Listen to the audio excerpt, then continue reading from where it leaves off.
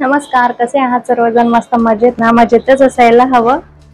मी कांचन आपल्या सगळ्यांचं मनापासून स्वागत करते आजच्या एका नवीन व्लॉग मध्ये. आणि आज मला जायचं आहे, म्हणजे आज मी निघणार आहे वसमतला जाण्यासाठी. प्लस माझी फ्रेंड आहे, तिच्याकडे सुद्धा सवाष्णी जेवणचं जायचं आहे. तर सगळी आज माझी अशी धावपळ असणार आहे. थोडीशी गडबड होईल, म्हणजे फक्त आता स्वयंपाक बाकी आहे. माझा तर उपास आहे. मुलांसाठी टिफिन बनवून घेईल आणि माझ्यासाठी साबुदाणे बनवून आता खाऊन घेईल. आणि प्रवासामध्ये माझ्यासाठी चिवडा वगैरे असं काहीतरी कॅरी करेल. बाकी चला, जे काही असेल आजच्या दिवसाची अपडेट मी तुमच्याशी शेअर करते. आणि आज घरामध्ये असं मस्त इथे कोवळं कोवळं ऊन आलं आहे आणि गुलाबाच्या झाडांना तर एवढ्या कळ्या आल्या आहे. कदाचित 2 दिवसात ते मस्त उमलतील, पण मी नसेल.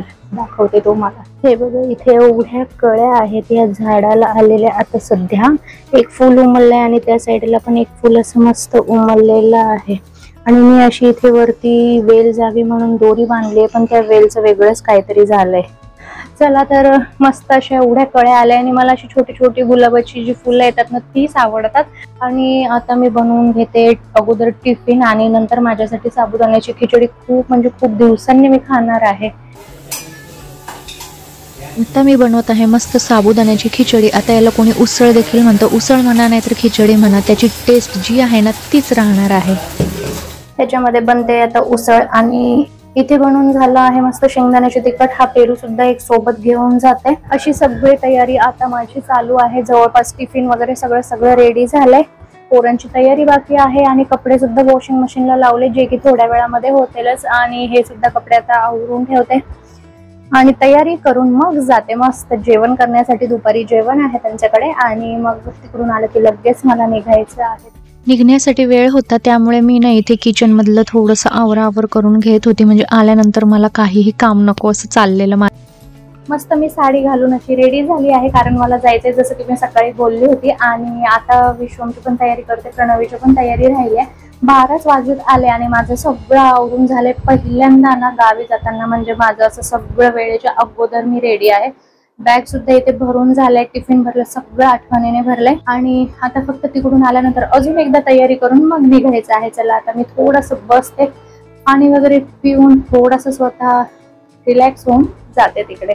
इथे अशी मस्त देवीची स्थापना करून ना मस्त अशी मांडणी केली आहे, पूजा वगैरे केली. आणि आम्ही जेवढ्या जणी इकडे आलो होतो ना, तेवढ्या सगळ्यांना त्यांनी ह्या प्रकारेच ओटी वगैरे भरली.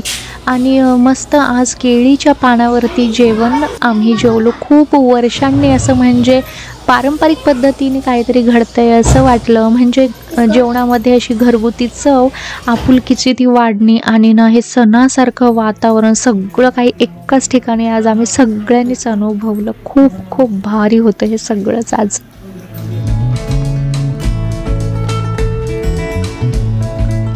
चला, सगळी तयारी झाली आणि डॉट 2:30 वाजलेत. मी बराच वेळ झाला येऊन, अर्धा तास अगोदर तरी मी आली तिकडनं. सगळं मस्त आवरलं आणि आता मी निघते, कारण इकडनं रिक्षा वगैरे भेटायला आणि दादरपर्यंत पोहोचायला आरामात 1.5 तास माझा जाणार आहे. चला मंडळी, आता मी निघते. लोकल ट्रेनने असा मस्त आमचा इथे प्रवास चालू झालेला आहे. आणि दादरला आम्ही येऊन पोहोचलो तेव्हा तुम्ही बघू शकता तिथे किती गर्दी आहे. नेहमीप्रमाणेच ट्रेन ही आमची आली, आम्ही बसलो आणि बाहेरचं वातावरण तर बघण्यासारखं होतं. मस्त अशी ढगं खाली उतरली होती. सकाळी 5:30ला आम्ही येऊन पोहोचलो आहे नांदेडला. आणि बाहेर ना खूप जोरात पाऊस चालू आहे. मी येईपर्यंत कुठेच पाऊस नव्हता, पण जेव्हा इकडे उतरले ना, एवढा जोरातचा पाऊस लागला ना. आले मी घरी आणि 1 तास लागला. 5:30ला आम्ही नांदेडला होतो आणि आता 6:30 झाले, 6:25. आणि जेव्हापासनं आम्ही निघालो तेव्हापासनं, म्हणजे नांदेडवरनं, तेव्हापासनं घरी पोहोचेपर्यंत पाऊसच पाऊस होता. चला, मस्त मी घरी आली आणि विश्वम लगेच त्याच्या मामांकडे गेलाय. लगेच आजी, मामा सगळे भेटले विश्वमला. हे खा नाही हो तू.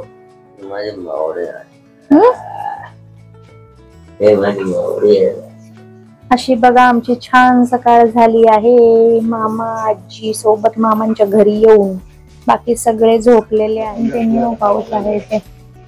आता काय, आज जे काही दिवसभरामध्ये होईल ते नेक्स्ट ब्लॉग मध्ये तुमच्याशी शेअर करेल. आणि हा ब्लॉग इथे एंड करते. चला, काळजी घ्या आणि मस्त बाय बाय.